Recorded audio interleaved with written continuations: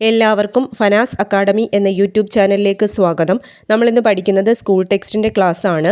5ാം ക്ലാസ്സിലെ സോഷ്യൽ സയൻസും ബേസിക് സയൻസും എടുത്തു കഴിഞ്ഞു. ഇപ്പോൾ 6ാം ക്ലാസ്സിലെ ബേസിക് സയൻസ് ആണ് എടുത്തുകൊണ്ടിരിക്കുന്നത്. എല്ലാവരും നല്ല രീതിയിൽ പഠിക്കുക. വളരെ കുറച്ച് സമയം മാത്രമേ ഇനി നമുക്ക് മുന്നിലുള്ളൂ. ആ സമയം മാക്സിമം പ്രയോജനപ്പെടുത്തുക. എല്ലാവരും ക്ലാസ്സുകൾ കാണുക. ഇഷ്ടപ്പെടുകയാണെങ്കിൽ ലൈക്ക് ചെയ്യുകയും ഷെയർ ചെയ്യുകയും സബ്സ്ക്രൈബ് ചെയ്യുകയും ചെയ്യുക. നിങ്ങളുടെ അഭിപ്രായങ്ങൾ കമൻറ്റിലൂടെ അറിയിക്കുക. നമുക്ക് ക്ലാസ്സിലേക്ക് പോകാം. നമ്മളിന്ന് പഠിക്കാൻ പോകുന്നത് 6ാം ക്ലാസ്സിലെ ബേസിക് സയൻസിലെ 8ാമത്തെ ചാപ്റ്ററാണ് തിങ്കളും താരങ്ങളും. ഈ ചാപ്റ്ററിൽ ചന്ദ്രനെക്കുറിച്ചും സൂര്യനെക്കുറിച്ചും നക്ഷത്രങ്ങളെക്കുറിച്ചുമൊക്കെയാണ് പറയുന്നത്. ഭൂമി, സൂര്യൻ, ചന്ദ്രൻ എന്നിവയുമായി ബന്ധപ്പെട്ട ചില കാര്യങ്ങളാണ് ആദ്യമായി പറയുന്നത്. ഭൂമിക്ക് ഗോളാകൃതിയാണ്. ഭൂമിക്കും ചന്ദ്രനും പ്രകാശം ലഭിക്കുന്നത് സൂര്യനിൽ നിന്നാണ്. ഇതിൽ ഭൂമിയുടെ ആകൃതി ഗോളാകൃതി എന്നാണ് പറയുന്നത്. എന്നാൽ ഭൂമിയുടെ യഥാർത്ഥ ആകൃതി എന്താണ്? ജിയോയിഡ് ആണ്. ഭൂമിക്കും ചന്ദ്രനും പ്രകാശം ലഭിക്കുന്നത് എവിടെ നിന്നാണ്? സൂര്യനിൽ നിന്നാണ്. ഭൂമിയിൽ എല്ലായിടത്തും ഒരേ സമയം പ്രകാശം പതിക്കുന്നുണ്ടോ? ഇല്ല. ഭൂമിയിൽ എല്ലായിടത്തും ഒരേ സമയം പ്രകാശം പതിക്കുന്നില്ല. ഭൂമി പടിഞ്ഞാറ് നിന്ന് കിഴക്കോട്ട് ഭ്രമണം ചെയ്യുന്നു. ഭൂമി എവിടെ നിന്ന് എങ്ങോട്ടാണ് ഭ്രമണം ചെയ്യുന്നത്? പടിഞ്ഞാറ് നിന്ന് കിഴക്കോട്ട് ഭ്രമണം ചെയ്യുന്നു. ഭൂമിയുടെ കറക്കം മൂലമാണ് രാത്രിയും പകലും മാറി മാറി വരുന്നത്. രാത്രിയും പകലും ഉണ്ടാകുന്നത് എങ്ങനെയാണ്? ഭൂമിയുടെ കറക്കം അല്ലെങ്കിൽ ഭൂമിയുടെ ഭ്രമണം മൂലമാണ്. ഭൂമിയുടെ കറക്കം കാരണം ഇരുട്ടിൽ നിന്ന് വെളിച്ചത്തിലേക്ക് കടക്കുന്ന പ്രദേശത്തുകാർക്ക് ഉദയവും വെളിച്ചത്തിൽ നിന്ന് ഇരുട്ടിലേക്ക് പ്രവേശിക്കുന്നവർക്ക് അസ്തമയവും അനുഭവപ്പെടുന്നു. ഭൂമിയുടെ കറക്കം കാരണം ഇരുട്ടിൽ നിന്ന് വെളിച്ചത്തിലേക്ക് കടക്കുന്ന പ്രദേശത്തുകാർക്ക് എന്താണ് അനുഭവപ്പെടുന്നത്? ഉദയം. വെളിച്ചത്തിൽ നിന്ന് ഇരുട്ടിലേക്ക് പ്രവേശിക്കുന്നവർക്ക് എന്താണ് അനുഭവപ്പെടുന്നത്? അസ്തമയം. പ്രഭാതത്തിൽ കിഴക്ക് കാണുന്ന സൂര്യനും ഉച്ചയ്ക്ക് തലയ്ക്ക് മുകളിലെത്തുന്ന സൂര്യനും വൈകിട്ട് പടിഞ്ഞാറ് അസ്തമിക്കുന്ന സൂര്യനും യഥാർത്ഥത്തിൽ ഒരേ സ്ഥാനത്ത് തന്നെയാണ്. ഭൂമിയുടെ ഭ്രമണമാണ് ഉദയാസ്തമനങ്ങൾക്ക് കാരണം. അടുത്തതായി ചന്ദ്രനെക്കുറിച്ചാണ് പറയുന്നത്. ചന്ദ്രൻ ഓരോ ദിവസവും വ്യത്യസ്ത സ്ഥാനങ്ങളിലാണ് കാണപ്പെടുന്നത്. ചന്ദ്രൻ ഭൂമിയെ പരിക്രമണം ചെയ്യുന്നത് കൊണ്ടാണ് ഓരോ ദിവസവും ചന്ദ്രൻ്റെ സ്ഥാനം മാറി മാറി കാണുന്നത്. എന്തുകൊണ്ടാണ് ഓരോ ദിവസവും ചന്ദ്രൻ്റെ സ്ഥാനം മാറി മാറി കാണുന്നത്? ചന്ദ്രൻ ഭൂമിയെ പരിക്രമണം ചെയ്യുന്നത് കൊണ്ടാണ്. ഭൂമിക്ക് ചുറ്റും ചന്ദ്രൻ ഒരു പരിക്രമണം പൂർത്തിയാക്കുന്നത് 27/3 ദിവസം കൊണ്ടാണ്. ഭൂമിക്ക് ചുറ്റും ചന്ദ്രൻ ഒരു പരിക്രമണം പൂർത്തിയാക്കുന്നത് എത്ര ദിവസം കൊണ്ടാണ്? 27/3 ദിവസം കൊണ്ടാണ്. ചന്ദ്രനെ നമുക്ക് പൂർണ്ണചന്ദ്രനായും അർദ്ധചന്ദ്രനായും ഒക്കെ കാണാൻ കഴിയുന്നുണ്ട്. ചന്ദ്രനിൽ പ്രകാശം പതിക്കുന്ന ഭാഗത്തിന്റെ പകുതി ദൃശ്യമാകുമ്പോഴാണ് നാം ചന്ദ്രനെ അർദ്ധചന്ദ്രനായി കാണുന്നത്. ചന്ദ്രനിൽ പ്രകാശം പതിക്കുന്ന ഭാഗം മുഴുവൻ ഭൂമിക്ക് അഭിമുഖമായി വരുന്നതാണ് പൗർണമി. എന്താണ് പൗർണമി?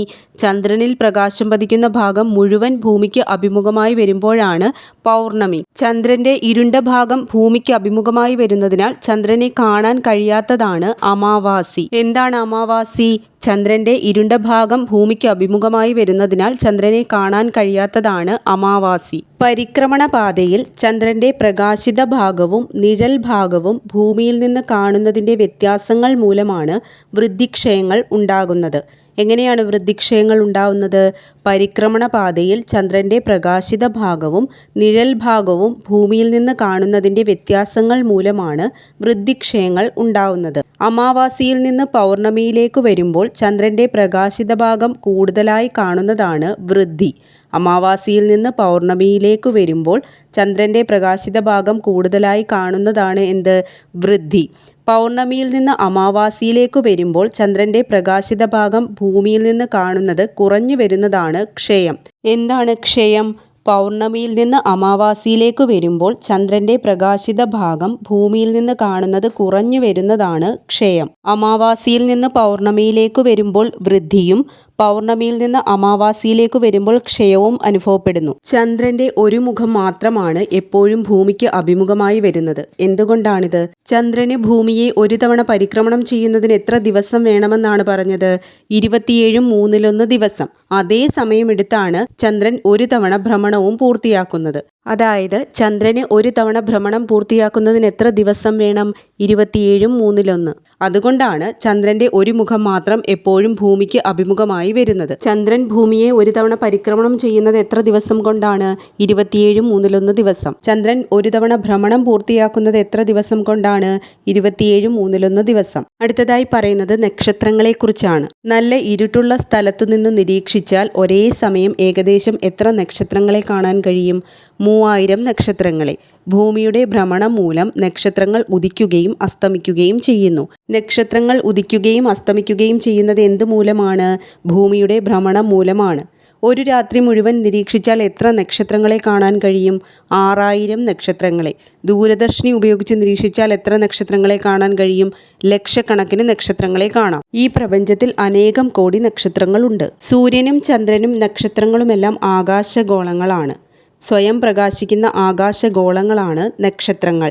നക്ഷത്രങ്ങളിൽ നിന്ന് നേർരേഖയിൽ വരുന്ന പ്രകാശം അന്തരീക്ഷത്തിൻ്റെ വിവിധ പാളികളിലൂടെ കടന്നു വരുമ്പോൾ നിരന്തരമായ ദിശാമാറ്റത്തിന് വിധേയമാകുന്നു. ഈ പ്രതിഭാസത്തിനെ നമുക്ക് അപവർത്തനം അല്ലെങ്കിൽ റിഫ്രാക്ഷൻ എന്ന് പറയാം. അതുകൊണ്ടാണ് നക്ഷത്രങ്ങൾ മിന്നുന്നതായി തോന്നുന്നത്. നക്ഷത്രങ്ങൾ മിന്നുന്നതായി തോന്നുന്നതിന് കാരണം എന്താണ്? അപവർത്തനം അല്ലെങ്കിൽ റിഫ്രാക്ഷൻ. ഭൂമിയുടെ ഏറ്റവും അടുത്തുള്ള നക്ഷത്രം സൂര്യനാണ്. ഭൂമിയുടെ ഏറ്റവും അടുത്തുള്ള നക്ഷത്രം ഏതാണ്?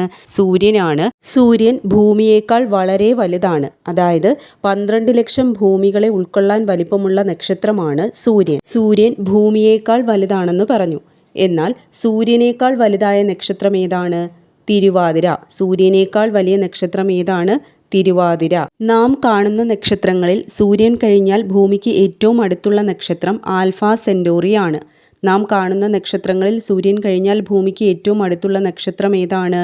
ആൽഫ സെന്റോറി ആണ്. ആൽഫ സെന്റോറിയിൽ നിന്നുമുള്ള ശബ്ദം ഭൂമിയിലെത്താൻ എത്ര സമയമെടുക്കും?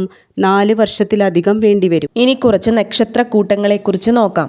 ആകാശത്ത് വടക്കുഭാഗത്തു കാണുന്ന സാമാന്യം തിളക്കമുള്ള 7 നക്ഷത്രങ്ങൾക്ക് പാശ്ചാത്യർ നൽകിയ പേര് ബിഗ് ഡിപ്പർ എന്നാണ്. ബിഗ് ഡിപ്പർ എന്ന വാക്കിൻ്റെ അർത്ഥം എന്താണ്? വലിയ തവി എന്നാണ്. ബിഗ് ഡിപ്പർ എന്ന ഈ നക്ഷത്രക്കൂട്ടത്തെ ഭാരതീയർ വിളിക്കുന്നത് സപ്തർഷികൾ എന്നാണ്. സപ്തർഷികളെ ഏത് സമയത്താണ് കാണാൻ കഴിയുന്നത്? വേനൽക്കാലത്ത് സന്ധ്യയ്ക്ക് വടക്കൻ ആകാശത്താണ് കാണുന്നത്. ഏതൊക്കെ മാസങ്ങളിലാണ് സപ്തർഷികളെ കാണുന്നത്? ഡിസംബർ, ജനുവരി മാസങ്ങളിലാണ്. പണ്ട് മരുഭൂമിയിലൂടെയും കടലിലൂടെയും സഞ്ചരിച്ചിരുന്ന ആളുകൾ ദിശയറിയാൻ ഉപയോഗിച്ചിരുന്ന ഒരു നക്ഷത്രഗണമാണ് വേട്ടക്കാരൻ അല്ലെങ്കിൽ ഓറിയോൺ. പണ്ട് മരുഭൂമിയിലൂടെയും കടലിലൂടെയും സഞ്ചരിക്കുന്ന ആളുകൾ ദിശയറിയാൻ ഉപയോഗിച്ചിരുന്ന നക്ഷത്രഗണം ഏതാണ്? വേട്ടക്കാരൻ അല്ലെങ്കിൽ ഓറിയോൺ. വേട്ടക്കാരൻ്റെ വാളും തലയും ചേർത്ത് വരയ്ക്കുന്ന രേഖ ചെന്നെത്തുന്നത് ധ്രുവ നക്ഷത്രത്തിലാണ്.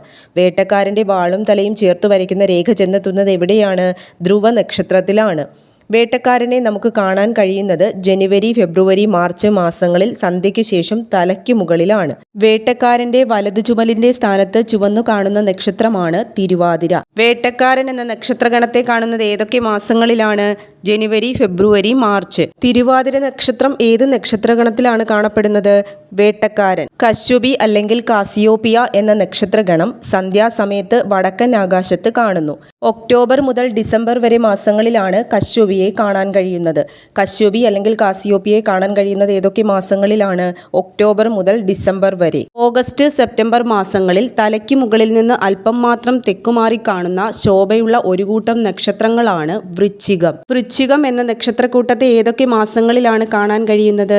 ഓഗസ്റ്റ്, സെപ്റ്റംബർ മാസങ്ങളിലാണ്. വൃശ്ചികം എന്ന നക്ഷത്രഗണത്തിന് തേളിന്റെ രൂപമാണുള്ളത്. തേളിന്റെ രൂപത്തിലുള്ള നക്ഷത്രഗണം ഏതാണ്?